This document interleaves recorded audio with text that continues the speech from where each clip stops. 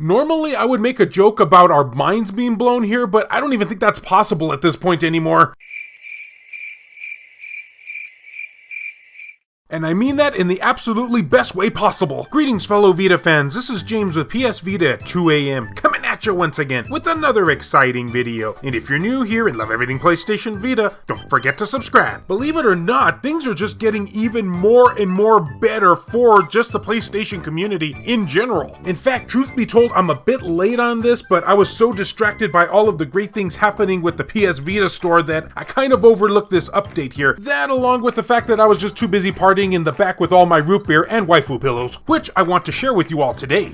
I mean the update, not what I was actually doing back there. Trust me, nobody wants to know what I was doing back there. And this is only going to show that Sony has been learning from their past mistakes and is trying to do their best at going in the right direction for the future. Now, a little while back, I had reported that The Gamer had reported that Sony had been reportedly, that's a lot of reports, been removing PS3 game patches ahead of the store shutdown, which we all know now isn't happening. And some of us, namely me, were starting to get worried that it might be affecting the Vita community eventually too. They went on to say that the patches for a number of PS3 titles had reportedly disappeared ahead of the store closure. And just to reiterate here for anyone who had missed that video, as reported by G Infinity, a number of players have taken to Rest Era and PSN profiles to report these missing patches. As of now, the patch situation seems to vary depending on the region, and it's still uncertain whether Sony has pulled them intentionally or not. These patches are essential for online play and to earn trophies, so this is unfortunate news for anyone looking to platinum their favorite oldies or dive back in with their squad before the store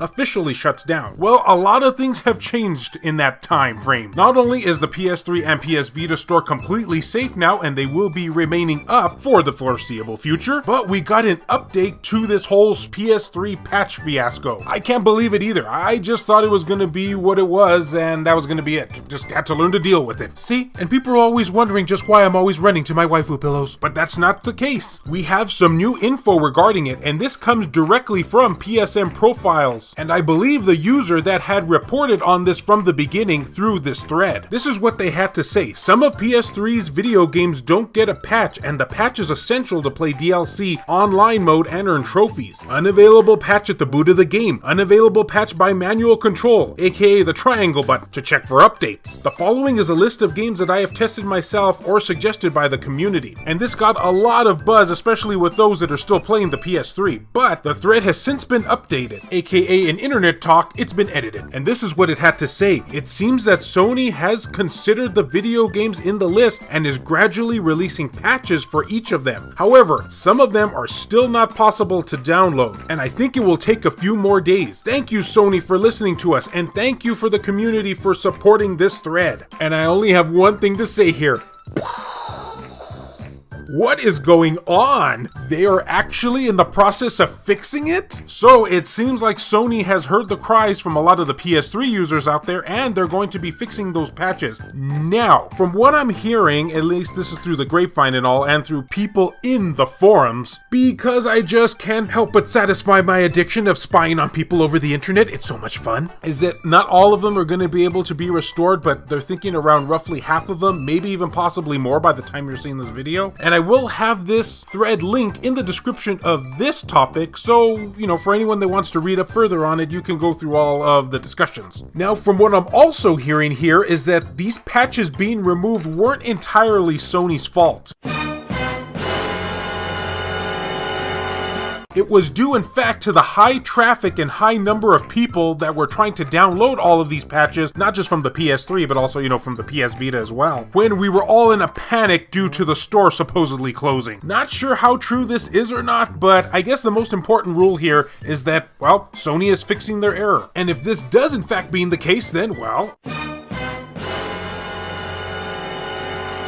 Now, if you just want my opinion here, I personally think they were removed intentionally. But again, that's just my opinion. And now, for even better news, Sony is reportedly working on the CMOS, I think I'm saying that right, problem that will break the PS4 and digital PS5 consoles.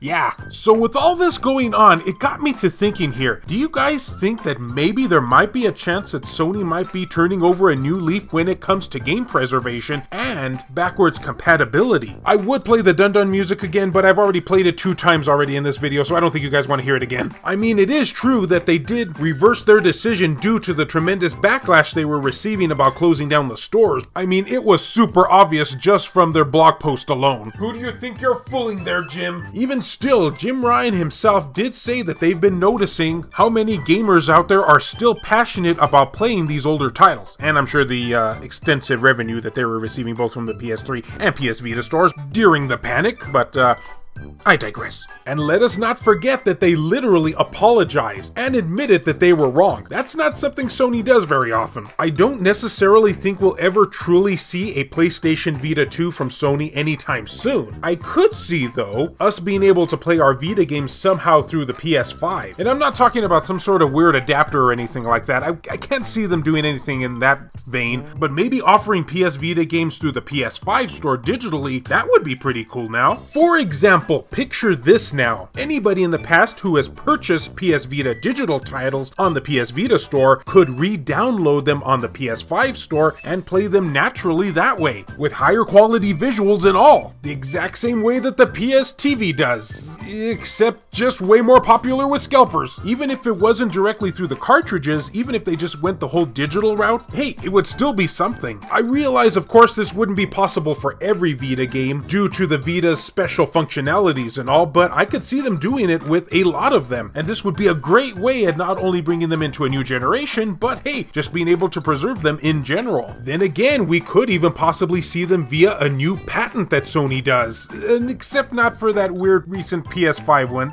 That one's just odd. Maybe this is just me being way too optimistic here, but I think we still have a chance at this, especially given all of the recent developments. But what do you guys think? Am I crazy here? Am I giving Sony way too much credit? Hey, am I maybe giving them not enough credit? I'd love to hear your feedback down in the comments section. What plans do you think they might have, if any, for game preservation and backwards compatibility? I'd love to hear from you. And as always, fellow Vita fans, thank you so much for taking the time out of your day to watch this video. It really means a lot to me. Love you all, and I'll see you next time. This video has been brought to you in part by all of these wonderfully generous people who help make this content possible, including Juan M. Hermosillo, Azumara, Burzen Mystery, 1488 Dental, Kayonko, Michael O'Connor, Sakib Alam, Robert Sylvester, Jesus Hernandez, Smug Wolf, Eric DeWitt, Jackie, Tasha Monty, Donut Valley, Mazgus, Romp King, Jamie, Matt Hargett, Dr. Super Artie, Bushin Ryu Cat, Milk Sama, Neo Arashi, Reiko Star, Matt Fox, B Mystery, Makis Blob, Alan Iwazu, Shin Snake, Joseph Razmick, Frayden, Zicrito, Larry Anderson, H-Hitter, Jelly, Lori Sweeney, Richard Cruz, PS Vita S, Adam Sondi, Hero Acer, David Ray, Wendy K, Hemdall Imbert, Gutter Drums, Rodrigo Vera, Aaron Swanson, Heston Joseph, Kevin Enright, Jared Hado, Joshua Williams, Claymer Malarkey, BMF, Sculpture Tugel TCG, Adam Thury, Per Sterner, E-Rock, JR, Kyle Brooks, Saul Ramirez, and Phantom XRS. If you would be interested in supporting the channel and seeing your name on this end screen here, or if you wish to remain anonymous, that can be provided too, then make sure to check the links down in the description below. I have numerous ways for you to do this down there. Can't support in this manner? Don't worry about it. Likes and shares can help equally as much. And the biggest question here of all, is it possible for us to get our minds blown any further from all these developments? And the answer to that, nope. No, it's not. There's just one giant hole there.